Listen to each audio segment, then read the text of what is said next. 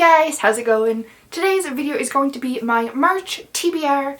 If you haven't watched one of my TBRs, what I usually do is I pick out a couple books and then I have a box of prompts and I usually pick out 2 prompts from that book. So there's going to be 5 books total. 3 of them I've already picked out, so I'm going to start with those ones. The first book I've picked out is Dark Places by Gillian Flynn. I'm going to be buddy reading this with my friend Audrey. We had so much fun buddy reading our last books together, so we decided to buddy read this one as well. I don't know much about the synopsis of this book, but when it comes to mysteries, I don't like knowing a ton. I think that from the little bit I do know, it's about a girl whose family, or most of her family, was murdered, and I think that she said that her brother did it, and now there's these people that are going back to her and asking her, I don't know, like 15 years later or something, like what happened, and she's retelling her story, and apparently something happens and someone's after her. I know nothing more than that, and part of that might be wrong. So if you want to know what this book is about, don't take my synopsis as fact, because I try to avoid synopsises, and that's the little bit that I've gleaned from this. But yes, all I know is this is some sort of dark mystery thriller with murder in it, and I'm really excited to be buddy reading it. The next book I picked out is A Good Place to Hide by Peter Gross. This is the story of a small community in France who, during World War II, banded together to hide 3,500 Jewish people from the Nazis. And basically it's their story and about the citizens and about the people that they tried to save. One of my favorite things to read about as far as history goes is how the average person reacted. We hear a lot about the wars themselves, about the battles, about the soldiers, about the politics, but I really like hearing about how people lived their lives and about how this small community just tried to do what was right and save these people that were being, persecuted for no reason whatsoever. And I really just like that perspective and how there's all of this going on in the world, and then you zoom into like the small details and, the people and the small experiences. Not that saving 3,500 people is small. It's just a part of history that's always really fascinating to me, and I think that this book in particular, I hope is going to be just a really good glimpse of that and in a lot of different people's lives and how, communities come together and stuff like that. So I have high hopes for this one, and I'm going to plan to read it in March. And the third book I've picked out is Geraldines Alley by Becca C Smith. If you don't know, Becca is a fellow author tuber and friend of mine, and I highly recommend her channel. She is so great, so creative, so positive even when she's not feeling it. Like, she's one of those people that I just think even when things aren't going so great, she's honest about them and tries to be uplifting and encouraging. And I just really like Becca. I love her videos. I respect her a lot as a person, as an author. And this is her newest book. She actually made a video about the entire process of this book. I'll leave it linked in the description.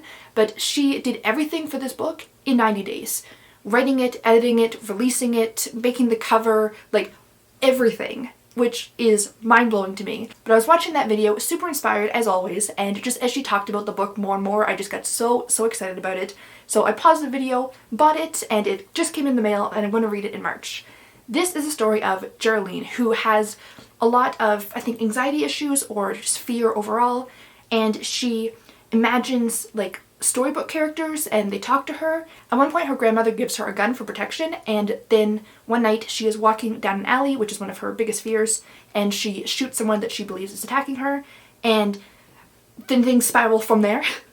And I'm very excited to read it. Like I said, just hearing Becca talk about it so much just got me really hyped up for it, and I'm so glad that it finally came in the mail and I can read it. I've read some of Becca's other books and absolutely loved them. I just love the way that she writes. I love her voice, and I am just very much looking forward to this book. And now for the last 2 books, I have my polka dotted box of prompts. So I'm going to shake this up, pick 2 prompts, and then pick 2 books that fit them. So let's see here. 1, 2. So first we have a retelling, and next, is an author that I love. Alright, I'm going to go pick out these 2 books and I will be back in 1 second. Oh look, it's Ripley's channel now. Hi guys, I'm Ripley. I'm going to talk to you all about books. Right after my nap. For a retelling, I am going with House of Salt and Sorrows by Erin A. Craig. This is a 12 Dancing Princesses retelling Basically, there is a girl who has presumably 11 sisters, and they start dying off in really mysterious or tragic ways. So now she's trying to figure out what the hell is happening, who or what is killing her sisters, etc. I hear that it is dark and maybe a little bit creepy or uncomfortable, which I'm always here for. And I am familiar with the original 12 Dancing Princesses, but I think that I'm going to refresh myself on it before I jump into this. One of my favorite things with retellings is just picking up on the little references and things like that. So I think I might refresh myself on that real quick, and then I will jump into this book, and I'm really looking forward to it. And for an author that I love, I've mentioned this before, but Lemony Snicket is one of my all-time favorite authors. I love him, I love his writing style, I love his sense of humor, I love just how like dark and dry he is. I've picked out one book, but I've kind of picked out four. So my official pick for this is Who Could That Be at This Hour? This is the first book in the All the Wrong Questions series. This is a middle grade mystery series. From what I understand, there's, I think, like a child that goes missing, and now there's a detective trying to find them. I really don't know too much about it. So my official pick is this book, but I do also own the other four books in the series. So I kind of want to try to read all four. They're middle grade, so I imagine they read fairly quickly. And I have been reading a lot lately. February has been a really good reading month. So I think my stretch goal is going to be to finish the series. But officially, the first was on my TBR. The other three are probably also on my TBR, let's be honest. So here we have it. Here are the 1, 2, 3, 4, 5, 6, 7, 8 books officially on my March TBR. Honestly, I am really excited for all of these, and I think that, again, I have a good mix. I have a nonfiction, I have a couple fantasy, I have a mystery thriller, I have some middle grade mysteries. So, I don't know, I think that it's going to be a really good reading month, and I feel like it's well-rounded enough that I'm not going to get bogged down by anything.